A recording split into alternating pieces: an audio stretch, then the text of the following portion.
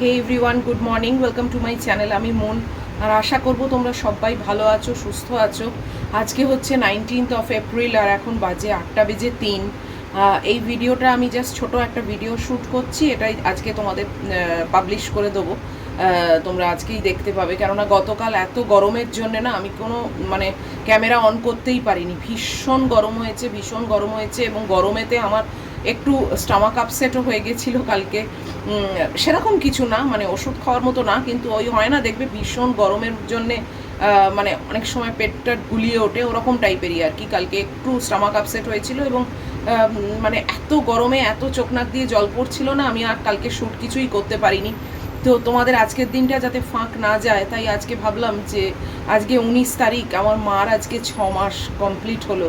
সেই 19 তারিখটাকে ভাবলাম যে তোমাদের সঙ্গেও একটু শেয়ার করে নিই। খুব খারাপ লাগছিল আজকে সকাল থেকে, মনটা অনেক ভারাক্রান্ত হয়েছিল। যদিও ভোরবেলার থেকে বিদিশার সঙ্গে একটু ভয়েস মেসেজ আর এমনি নিজেদের মধ্যে কথাবার্তা বলতে বলতে খানিকটা সময় পার হয়ে গেছে, একটু ভুলিয়ে রেখেছিল, কিন্তু তারপরেও সব সময়তেই না ভেতরে একটা হাহাকার আজকে ফিল করছি যে 6টা মাস হয়ে গেল মাকে ছাড়া, ভাবতেই পাচ্ছি না, জানো তো। তো ভাবলাম যে আজকে একটা ছোট্ট ভিডিও শ্যুট করি তোমাদের জন্যে, তোমাদেরকেও সামিল করি এইটার আজকের দিনটা। তোমরাও সঙ্গে থাকো আমার, আর এটাই আজকে দেখবে তোমরা। 6 মাসে অনেকে কাজ করে, ষান্মাসিক কাজ হয় আমি জানি, ত্রৈমাসিক কাজ হয় 3 মাসে 6 মাসে, তো আমি সেটা করছি না। অক্টোবর মাসে একেবারে যে বাৎসরিক কাজ সেটাই হবে। আমি আমার তরফ থেকে যে কাজটা করার সেটা করব, আর গুড্ডি যেহেতু মুখাগ্নি করেছে, গুড্ডি করবে। তার মধ্যে অনেক কিছুই ঘটনা ঘটছে বা ঘটতে চলেছে। তোমাদের সঙ্গে আমি অবশ্যই আর একটু টাইম দাও, খুব শীঘ্রই আমি সব কিছু শেয়ার করব তোমাদের সঙ্গে। তবে আজকের দিনটা ভীষণই একটা ভারী দিন, ভারাক্রান্ত দিন। 6টা মাস কি করে যে কাটিয়ে দিলাম, আমি যতই বেরোচ্ছি অনেক কিছুর মধ্যে আছি, ব্যস্ততার মধ্যে আছি, অনেক কিছু করছি, ঘটছে, হাসি মজা দুঃখ সব কিছু ব্লগ করছি, সব কিছুর মধ্যেই কিন্তু আমার কোথাও না কোথাও ভীষণ একটা ফাঁকা জায়গা আছে, যে জায়গাটাকে কেবলই চেষ্টা করি চেপে রাখতে, লুকিয়ে রাখতে, কিন্তু সব সময় সেটা সম্ভব হয় না। ক্যামেরার বাইরেও আমি কিন্তু অনেক সময়তেই মায়ের জন্যে কাঁদি। এত এত শূন্যতা একটা তৈরি হয়ে গেছে না, যে কি বলবো। এই শূন্যতাটা জানি না আগে কখনো ফিল করিনি এত। বাবা চলে যাওয়ার পরেও মাকে আঁকড়ে রেখেছিলাম, ভেবেছিলাম আমার মা তো আছে, আমার জগৎটা ফাঁকা নয়। মার যাতে গায়ে কোনো আঁচ না পড়ে, কোনো রকম বিপদে যেন না পড়ে, সব সময় আমি মাকে সেই আশ্বাস দিয়েছি এবং চেষ্টা ত্রুটি রাখিনি মাকে সামলে সামলে রাখার। সেই মাও যখন আমাকে ছেড়ে চলে গেল, পৃথিবীটা কিরকম ফাঁকা হয়ে গেল আমার। নারীর টানটা কেটে গেলে না বড্ড কষ্ট। যাদের মা নেই তারা এই জিনিসটা উপলব্ধি করবে, আমি জানি তারা ফিল করবে যে নারীর টান ছিঁড়ে গেলে কত যে কষ্ট হয়, কত যে ব্যথা লাগে, সেটা আমি আজকে বুঝতে পারছি।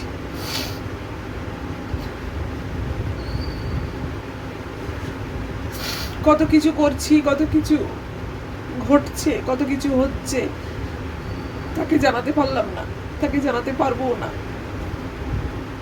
প্রত্যেকটা ফ্যাব্রিকের কাজ মনে হয় মাকে দেখাই, সেই সুযোগ আর নেই। এটাই আমার কাছে ভীষণ ভীষণ কষ্টের, ভীষণ কষ্টের। একটা দিনও যেখানে কাটতো না কথা না বলে, সেখানে 6টা মাস পার হয়ে গেল। এক এক সময় বিশ্বাসই হয় না, জানো। এক এক সময় এমনও ভ্রম হয় যেন মনে হয় মা ওই বাড়িতে আছে। তারপরে ভাবি না, সে তো কোথাওই নেই। তোমরা সবাই আমাকে অনেক সাপোর্ট দাও, বলো যে মার আশীর্বাদ আমার ওপর আছে, সব বুঝি, কিন্তু সেই মানুষটাকে তো আমি আর পাবো না কোনোদিন। কেউই পায় না, সেটাও হয়তো তোমরা ভাবছো যে কে আর পায়। যার মা চলে যায় তাকে তো সত্যি আর কোনোদিন পাওয়া যায় না। সব বুঝছি, সব বুঝি জানো তো, কিন্তু তাও কোথাও না কোথাও মনটা অবুঝ হয়ে যায়, মনটা ভীষণ ভারাক্রান্ত হয়ে যায়।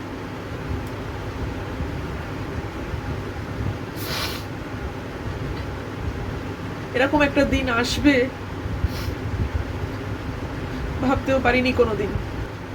18ই অক্টোবরও আমি এই মানে কথাটা মাথার মধ্যে আনিনি যে পরের দিনই সকালবেলা মা আমাকে ছেড়ে চলে যাবে। সব সময় আশা রেখেছি, সব সময় লোকনাথ বাবাকে বলেছি, জানি খুব কষ্ট পাচ্ছিল, খুবই কষ্ট পাচ্ছিল, মুক্তি দেওয়ার কথাও আমি লোকনাথ বাবাকে বলেছি, তেমনি আবার এটাও বলেছি যে মাকে কেড়ে নিও না। হয়তো কেড়ে নিয়েই মাকে মুক্তি দিল লোকনাথ বাবা, সেটাও বুঝতে পারি যে মা চলে গিয়ে মা মুক্তি পেল, অনেক কিছুর থেকে মুক্তি পেল। এখন যখন প্রচুর গরম, একটা হালকা হয়, গরম ফিল করি, সঙ্গে সঙ্গে মনে হয় যে মা বেঁচে গেছে, মাকে এই কষ্টটা পেতে হলো না, এই গরমে মানে গরমটা সহ্য করতে হলো না। সঙ্গে সঙ্গে মনে হয় যখনই যেটা কিছু একটা মানে প্রবলেম আসে, সঙ্গে সঙ্গে ভাবি যে যাক মা বেঁচে গেছে, মাকে এই প্রবলেমটা নিতে হলো না। কিন্তু কোথাও না কোথাও মনে হয় যে আমি তো একা, মাকে ছাড়া বেঁচে আছি, আরো কত বছর আমায় বেঁচে থাকতেই হবে, তাই না?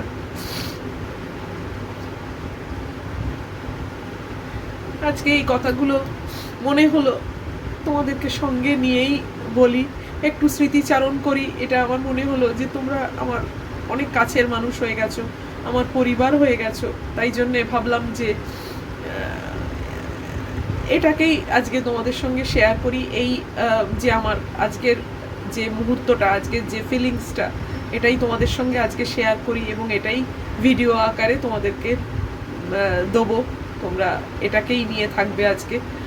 আর কাজকর্ম মেশিনের মতো তো চলছেই, বলো, তোমাদেরও যেরকম চলছে এই গরমে, আমারও সেরকমই চলছে।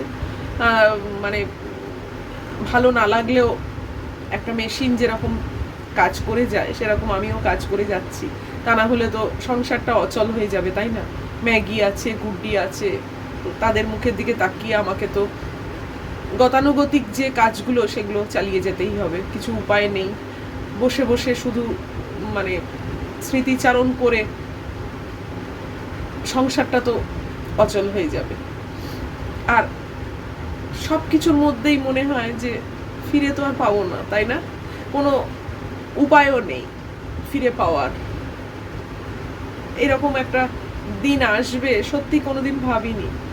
বাবা চলে গেছিল, সেটাও একটা বিশাল ধাক্কা খেয়েছিলাম বটে, কিন্তু কি জানি সেই ধাক্কাটা দাঁড়িপাল্লায় মাপলে না আজকের ধাক্কার থেকে অনেক কম, অনেক কম। কেননা মা ছিল আমার কাছে, আমি খুব তাড়াতাড়ি উঠে দাঁড়িয়েছিলাম, মার হাতটা চেপে ধরেছিলাম, নিজেকে সামলে নিয়েছিলাম। জানতাম যে আমার জগৎ আমার মা, সেই মা আমার সঙ্গে রয়েছে, কিন্তু আজকে সেই মাও আমার হাতটা ছেড়ে চলে গেল। 6টা মাস পার হয়ে গেল, কোথায় আছে, কেমন আছে কে জানে। এক এক সময় জানো শুয়ে শুয়ে কত পাগলামির চিন্তা করি, তোমাদের সঙ্গেই শেয়ার করছি। কত পাগলামির চিন্তা করি, এক এক সময় ভাবি এই যে অনেক, যে একবারে মাঝে মধ্যে কখনো আগে আগে কাগজে পড়েছি জাতিস্বর হয়, আমার মা যদি এরকম জাতিস্বর হয়ে বলতে পারতো আমার মেয়ে এই নাম এখানে থাকে, ছুটে গিয়ে আমি মাকে জড়িয়ে ধরতাম। কিন্তু সেও তো না, সবই আজগুবি কথা, তাই না? আমার আজগুবি চিন্তা মাথার মধ্যে ঘোরে, এগুলো আশা, শুধু আশা।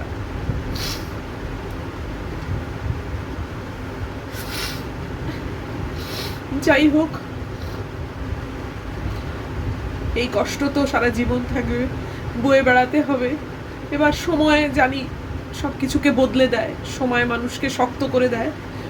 আমার দিদুও যখন চলে গেছিল, আমার মারও অবস্থা খুবই খারাপ হয়েছিল, মানসিক দিক থেকে মা বিপর্যস্ত হয়ে পড়েছিল, ভেঙে পড়েছিল।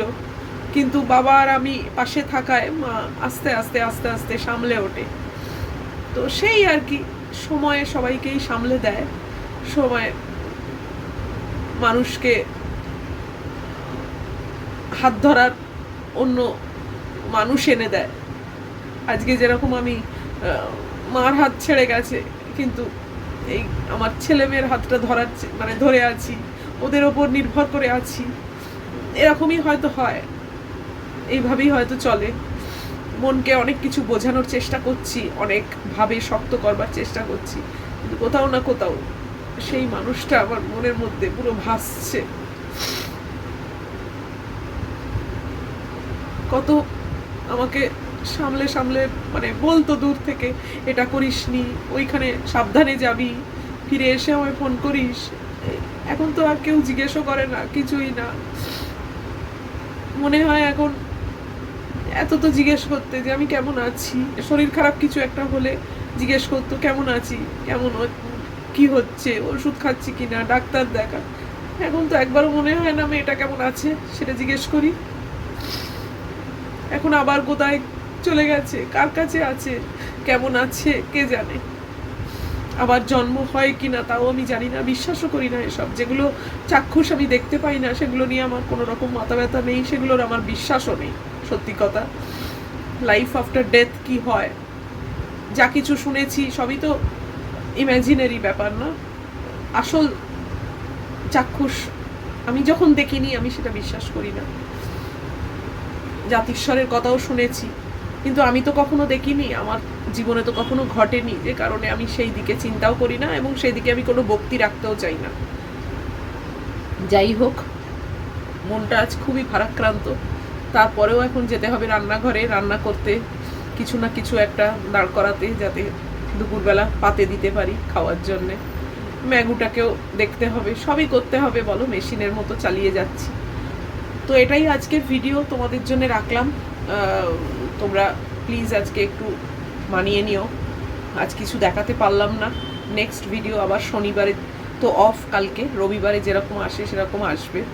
গরমে আজকাল আর বেশি কিছু করতেও পারছি না, তোমরা অনেকেই আমাকে বলছো যে শুধু বসে কথা বলো তাতেই হবে, তো সেরকমই চেষ্টা করছি। আর যদি পারি নিশ্চয়ই টুকটাক কাজ যেরকম করি সেটাও তোমাদের সঙ্গে শেয়ার করব।